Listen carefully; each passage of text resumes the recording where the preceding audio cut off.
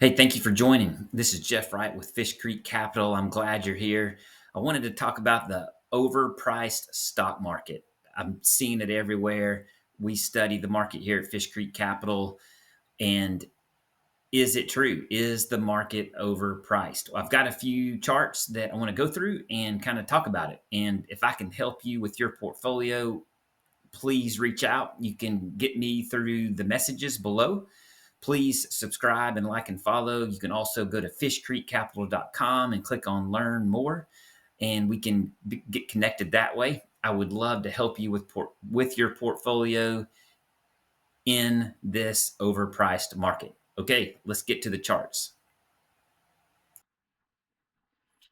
Okay, here is the Shiller Cape ratio that I was referencing in the introduction. The Shiller Cape, again, it's a valuation metric for the stock market as a whole. It typically, is talking about the S&P 500, and this is pretty much a hit. Well, my picture's in the way there, but you can kind of see that it goes back before 1900s all the way to 2025. And so for the Shiller Cape, it typically can be referenced to like what Warren Buffett looks at and things like that as far as the valuation of the overall market. And it is really, well, if you take October 31st, we're almost at 41 on the Cape right now.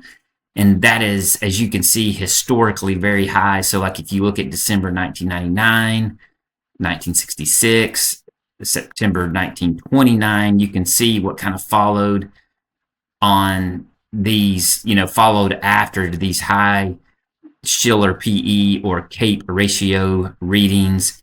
Now, it's important to remember, though, that this is not a short-term indicator. The Cape or Shiller PE typically is a long-term stock market indicator. It's not trying to time the market or anything like that, but it will point out elevated market scenarios or market situations or elevated market valuations, which is what basically we're showing right here. So it's not, again, a timing indicator for a short-term market move. This is just for educational purposes only, not investment advice. Because remember, our framework is not so much about trying to time market moves, but it's about margin of safety, business quality, long-term return expectations, especially with dividends and dividend growth, the growth of that dividend. So we're looking at all those things that Buffett likes to look at also. Price matters, management matters, debt levels matter. And this is a guide that we can use that will kind of show us, okay, when are we looking at typical high prices in the market? And this is showing that we've got them right now. So I've got another chart that we can use to kind of just emphasize these high prices. This is fastgraphs.com. I love using fastgraphs.com. It's a great tool for looking at individual companies. You can also look at the market as well.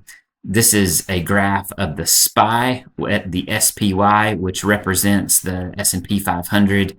And this chart shows, I've got other videos on fast graphs. Go check those out if you want, on kind of what this tool does. But basically, this black line shows the price of the S&P, the SPY in this case, and its valuation compared to normal price to earning ratios or PE ratios, and then a fair value ratio, which would be this orange line. And basically, you can see that this black line, like it's elevated also. So it matches what the Shiller ratio, PE ratio is saying. So when you've got multiple tools that are showing the same thing, then that's something to pay attention to. So again, we're more likely to invest in individual companies, but the overall market is a guide for, again, recognizing, okay, well, what prices might we be paying right now? This graph is going off of the max chart of what fast graphs will show. So it's going to go 25 years back let's just, I've got another chart, same chart, another time frame, 15-year time frame. I was going to start cutting down the time frames just to see, because it can also change what you're looking at. But even at 15 years, we're still way up here on the blended price to earnings ratio being 25, right over 25. Let's go down to 10 years. We're still 25, still above. And then if we go all the way down to 5 years, we're still, normal ratio is going to be around 21, and we're still up 25. So that's even 4 points above on the 21. So that'd be 20%, even just roughly looking at those numbers. So again, everything is telling us, as we go back to the 15-year time frame,